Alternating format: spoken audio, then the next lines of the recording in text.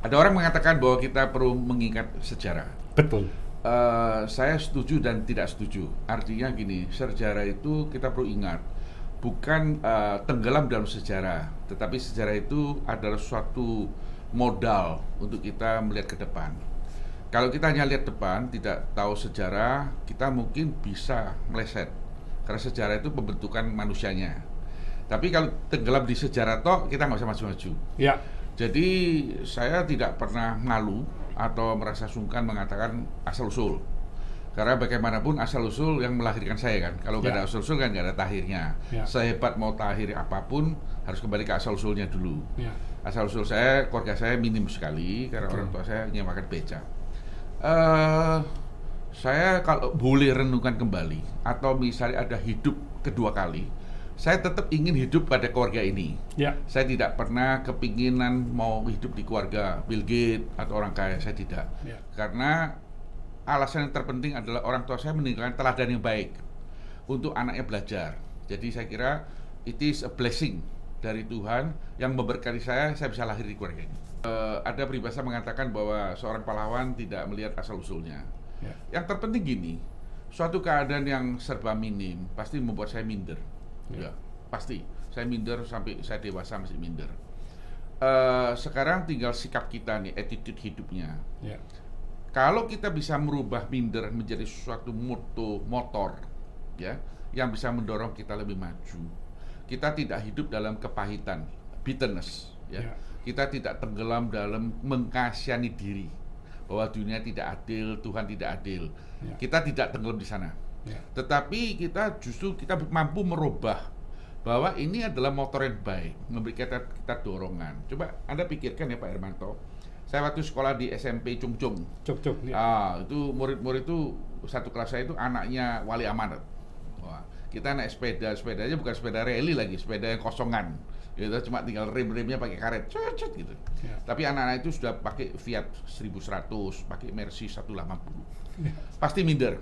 Ya, betul. Pasti minder. Tapi kalau saya teliti kembali sekarang mereka di mana? Saya perhati mereka di mana?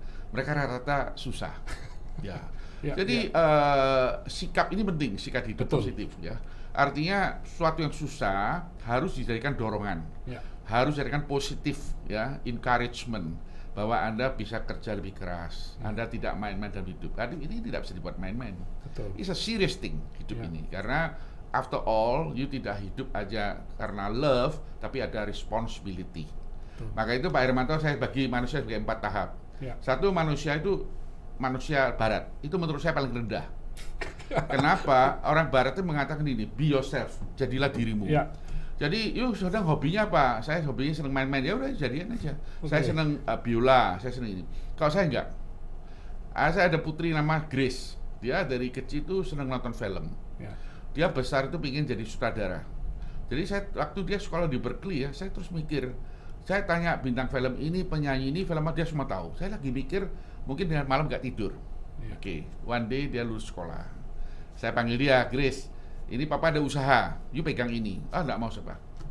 Hobi saya bukan itu. Jadi hidup yang paling rendah manusia itu hidup atas hobi.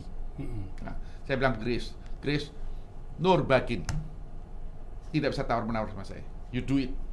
Karena saya tahu one day dia akan menyesal kalau dia ikutin be yourself. Naik ke tingkat lebih tinggi, tingkat 3. Hidup itu bukan karena saya senang atau tidak senang. Hidup itu karena tanggung jawab. Tadi bicara, saya tanggung jawab keluarga daripada Afia. Mungkin saya nggak hobi. Mungkin saya tidak hobi buka pabrik cat. Saya tidak punya hobi jadi orang melarat, tapi I have to work. Ya, karena ada tingkatan lebih tinggi, tanggung jawab. Saya harus melihara keluarga saya, anak-anak saya, adik-adik saya harus jaga. Dan I like it or I don't like it, I have to work. Naik ke tingkat 3. Tingkat 3 karena you kerja keras. Satu hari Pak Hermanto jadi ahli di catnya. Afia itu paling top di Jawa Timur, Indonesia Timur mungkin Indonesia. You naik tingkat lagi menjadi tingkat 2. You are outstanding di bidangnya. Karena you kerja keras, karena you tanggung jawab, karena you kerja meneliti, mau kuat tingkat. Satu hari sukses. Tapi masih bukan paling atas. Paling atas itu manusia hidup karena visi. Karena visi. Visi itu bukan bisikan dari Tuhan malam-malam kasih mimpi, itu omong kosong. Visi itu karena Anda mendalami hidup ini, Anda tanggung jawab. Anda melihat 100 langkah dari orang lain cuma lihat 10 langkah. Dan 100 langkah itu visi. Dan visi ini akan kontrol hidup Anda sampai Anda terakhir. Jadi kita hidup ini bisa kacau balau ya Pak Hermanto, karena pertama tidak punya visi hidupnya, kedua adalah dia tidak jelas perbedaan antara tujuan hidup dan proses hidup, dia tidak jelas. Menjadi orang kaya bukan tujuan hidup, menjadi Bapak Presiden bukan tujuan hidup, menjadi orang rohani bukan tujuan hidup. Itu hanya proses yang dipakai. Tujuan hidup manusia cuma satu, menjadi berkat untuk manusia. Itu visi. Jadi kalau saya mau jadi presiden bukan karena tujuan hidup saya hanya memanfaatkan jabatan presiden untuk membawa kesejahteraan untuk bangsa ini. Membawa kesejahteraan bangsa ini, itulah tujuan hidup. Saya di keluarga, saya menjadi orang kaya di Surabaya. Saya dengar Pak Hermanto sekarang adalah orang kaya di Indonesia Timur. Good. Tapi ingat, bukan tujuan hidup. Tujuan itu adalah you create suatu value, nilai yang mana nilai itu bermanfaat untuk begitu orang banyak. That is the vision of life. Dan ingat para pemirsa, hanya orang yang punya visi yang bisa merubah dunia ini.